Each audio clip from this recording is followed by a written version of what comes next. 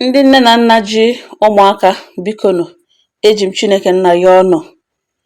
Ọ wụ eziokwu, ọ dịghị izi, mana ọ dị mkpa ka mmadụ mara na ahụhụ a na-ata atacha ya na ọ gaghị awụ ihe akwa. Ndị nne na nna ji ụmụaka bikonu, you can do better. Ụmụaka tagbuola onwe ha n'ahụhụ. Generation na-eriela ụmụaka ebe ọ dị ọtụtụ. Grand aṅụ ọnụ bara ụmụaka ebe Jehova ga-asọ gịnị na-eme.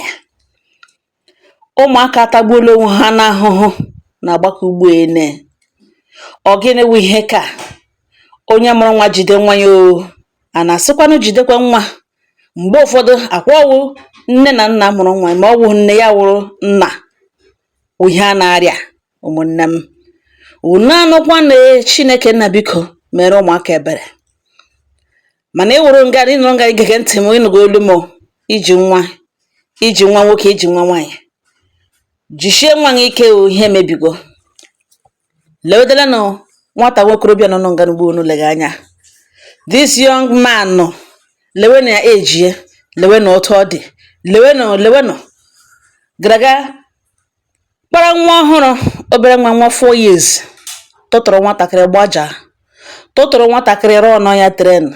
Ụja obere nwa kọga nwatakịrị soge ya bọnge, suge nwatakịrị suja ya mkpu n'ala, suge supụta ya akpa nwa, soja sacha everywhere, sụọ n'ihu sụọ n'azụ. Ụmụnne m, ọ ya ka aka kparara ya. Ụzụ atọ, nwa 4 years nwatakịrị pịga ya, zụga ya ogbe, tụtụrụ nwatakịrị laa ya n'iyi. Ọ ya ka kpọrọ obere nwa gị ụlọ ọgwụ, ga-elecha anya, nyochacha obere nwa ahụ na akpa nwa agbariele. Akpụrụzia n'ọja nụnụnụ ka a ga marakwa ma ọ dịkwa nsogbu nkwa ihe Jizọs. Ọ ya ka a kpụrụ dị okpoko kpọrọ anụ ọja nụnụnụ, buru ya kpọrọ ga ụlọ ọgwụ ka a ga-elekwana ya ahụ, le ma enwere ka o burute nga ya unu o bu ọrịa obiri n'aja ọcha. O bu ọrịa obiri n'aja ọcha, ya kpọrọ nwa ọhụrụ subject to such pain. Soja nwatakịrị tụtara akpa nwa kpoja. Leweni yo, anaghị ede n'ihu, lekwe o bu ọrịa ọmịnwụ, o bu ọrịa obiri n'aja ọcha. Ọ gịnị ka nwa ọhụrụ mere ya? Ihe awa ọrịa nwa agbọghọbịa bigiri ya. Ọ gịnị ka nwa 4 years mere ya? O ji tụtụrụ obere nwa kpọbaga ya n'ime ụlọ, nwere obere nwa laa ya n'iyi. Ihe o mere nwa na ugbo na agaghị eri wine dị ya. Nne nyere m aka, ọ gaala. Nna nyere m aka, oge ka ha agaala. Ihe mere na-emene. Mmanụ kwafuo, cha na-emezi nkịta, ọ baghị uru. Lekwe na ugbo nọ tọn ugbo na ahịa, ọ ga ivu na nga igbo ya egbo, ọ ga-esi mere na ihe ọma ịgbalị ala ke ya rọ ha ọwụ ndụ, because itesi onye hụtarala onwe ya asị onye nwụrụ na anwụ ikporo nwa 4 years ka ga-esuja. Ọ gịnị wee ofense obere nwa ọhụrụ nọ n'okpuru nga ebe impens okweghị ya na gị ihu agazi akpụba tụtụrụ nwa ọhụrụ kụja ya. Agụdo otu ka na agụ abụọ. Ụmụnne m, kedu ugbu a na-asị na akwa m nga gbetike ndị nne na nna, lekwa onye kedu ugbu ewu nne, ọwụ nne mother kpọrọ nwa ya nwaanyị nwa 3 years. Asị o bidoro m 8 months ago from mgbe akụga akụkọ nọ kpọrọ nwa ya nwaanyị, obere nwa ọhụrụ, kpọrọ nwa 3 years, nwa ya nwa ọ mụrụ, nwa ọ bụrụ n'afọ 9 months, mụpụta ya 3 years ka nwatakịrị nọ. Ya were object suja nwatakịrị ma kpọja nwatakịrị nwa 3 years agwọ ha kwa virgin, sụkashi everywhere, bụ ihekwe ya ọrịa n'elu ya. Agụdo otu ka agụ abụọ. Lekwere ugbo na-eke ebu ọnụ kanda, ikpute ọnụ kanda, almost kanda 2000 naira akọpụtara ya. Nna lere anya ma ke 2000 naira akanyere ya n'ọnụ, ọ dịkwa na enough. Ọwụwa imezuru na kanda at least 500,000. Ọ na-azajuo. Lekwen ya dimkpa ha tụrụ nwa ya nwaanyị ime, tụọ ya ime, nwa mụrụ. Ụdịka incest nọ na ụdịka abomination nọ n'ugbu a, ọ dị too much. Tụtụrụ nwa mụrụ, nwa ya tụọ ya ime. A na-agụdo otu ka abụọ ihe acha ihe mgbago ihe ụnụ ga nga awụ ụmụ ahụhụ ụmụaka na-ata. Lekwe nke ugbo na-agbara oto akọje. Ọ gịnị ka o mere nwa 7 years ka adọtụ hotel tagara? Lekwe ka ọ gbọrọ nwa 7 years ka tụtụrụ nwatakịrị suja ya, suo n'ihu suo n'azụ, sụkọta nwatakịrị ya enwe ruptured womb.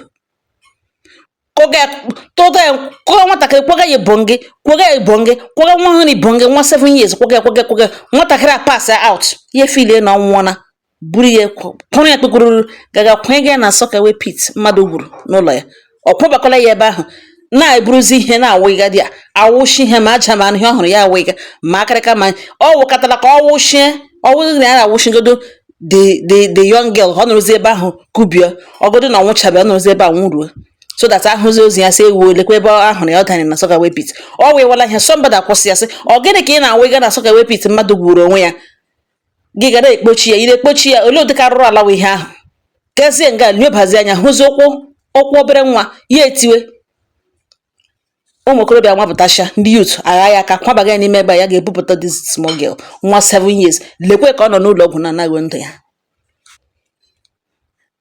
agụdo otu ka agụ abụọ ụmụaka atagbuola onwe ha n'ahụhụ ụmụaka ataala ahụhụ ebe ọ dị ukwuu enwere ka mmadụ sendịrị m onye m ọnụ okwe m ile o kweghị m ile ọkwa nwa 4 years nwa 4 years ka a nagidere ya nwụọ jụọ oyi ikirikiri onye ara gburu eso ngwa akwa onye akwa dị hunter agbagbu anụ ya tagbu anụ tara ngwa ịgbagbuole ịragbuole gburekwe ngwa enweghị ị ga-eme enwe plan iji ragbu ya ngwa